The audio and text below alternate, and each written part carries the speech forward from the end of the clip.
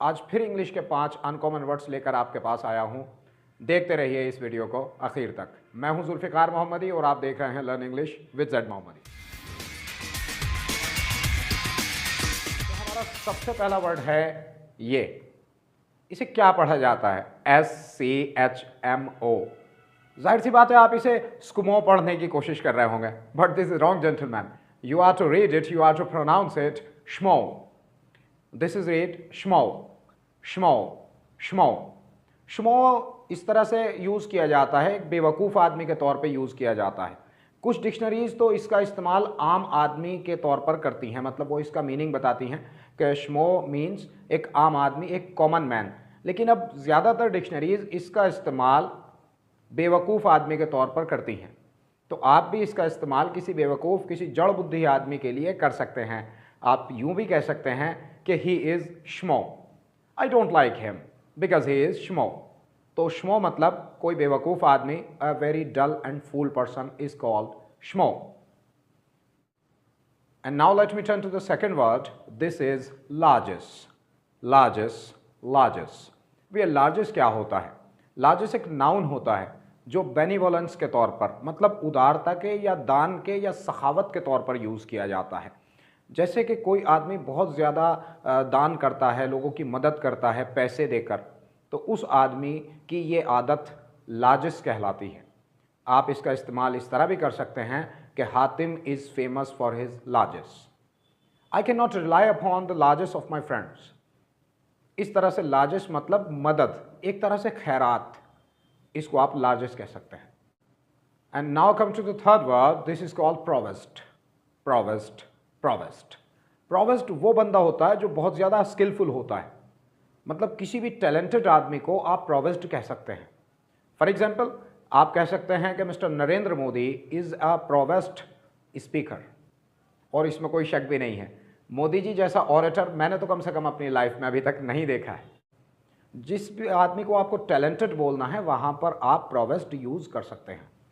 प्रोवेस्ट का नाउन होता है प्रोवेस, इसका मतलब होता है टैलेंट। आप ऐसे भी बोल सकते हैं mister Narendra Modi has prowess on speech, mister Narendra Modi has prowess on oratory. इस तरह इसे आप यूज़ कर सकते हैं। You have prowess on English, I have prowess on math, I do not have prowess on science. इस तरह से आप प्रोवेस का यूज़ कर सकते हैं। तो चलिए अब चलते हैं एक और वर्ड की तरफ। मुझे पूरी उम्मीद है कि आप इस वर्ड को पढ़ भी नहीं पाएंगे। I am really sorry to say that. What is this? Please read. आप इसे जिडगीस्ट, जिडगीस्ट, जीडगिस्ट क्या पढ़ना चाह रहे होंगे, but this is not gentleman, this is read zeitgeist, zeitgeist, zeitgeist. अब ये ज़ाइटगाइस्ट क्या चीज़ होती है? देखिए, किसी सोसाइटी का, किसी एक ख़ास पीरियड का, सामाजिक टाइम पर एक पीरियड होता है, जैसे 60 साल से 70 साल का इंडिया का कोई पीरियड है, तो उस पीरियड के जो कंडीशंस होती हैं उन सब को ज़ाइटगाइस्ट कहा जाता है। मैं जानता हूं कि इसका मीनिंग बहुत ज़्यादा यूजेबल नहीं है आम जिंदगी में, लेकिन चूंकि वर्ड पढ़ने में अजीब था इसलिए मैंने आपके सामने इसे पेश कर दिया है। तो you will read it zeitgeist, zeitgeist, zeitgeist. इसका इस्तेमाल कर लेते हैं। For example we can say that Lagaan movie presents a complete zeitgeist of British India period. मतलब Lagaan movie British India period को पूरे हालात बयान कर देती है। इस तरह से आप ज़ाइटगाइस्ट का यूज़ कर सकते हैं। And now come to the last and the final word. This is encomium, encomium, encomium. What is encomium? ये एनकोमियम क्या होता है? देखिए, बहुत ज़्यादा तारीफ़ को एनकोमियम कहते हैं।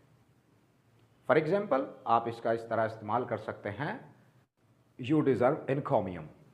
आप वाकई काबिल तारीफ़ हैं और बहुत ज़्यादा तारीफ़ के लायक हैं, तो आप कह सकते हैं यू डिज़र्व एनकोमियम। आप किसी के काम को भी कह सकते हैं, your work deserves encomium, your work deserves encomium. William Shakespeare received encomium for his dramas. William Shakespeare received encomium for his dramas. इस तरह से आप encomium का यूज़ कर सकते हैं। आमतौर पर किसी की तारीफ़ करने के लिए तो आप कह सकते हैं you deserve encomium। तो आज की मेरी ये छोटी सी वीडियो आपको कैसी लगी जानने का इंतज़ार करूँगा।